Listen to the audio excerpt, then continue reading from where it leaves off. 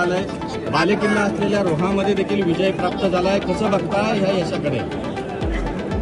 रायगडच्या जनतेने जो विश्वास माननीय खासदार तटकरे साहेबांच्या नेतृत्वावर त्या ठिकाणी टाकला त्याबद्दल सर्वप्रथम मी रायगडच्या जनतेचा मनपूर्वक ऋण व्यक्त करतो.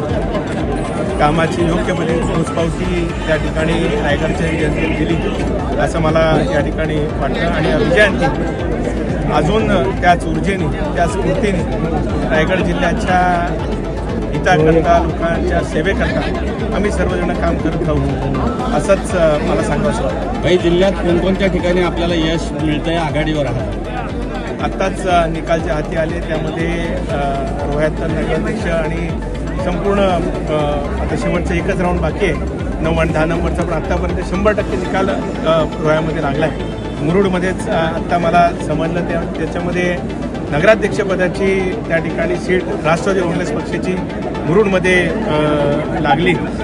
पेंडला सुद्धा राष्ट्रवादी काँग्रेस पक्षाचा यश आम्हाला वेतन दिसते. दुर्दैवीरित्या महाडला थोडंसं जरी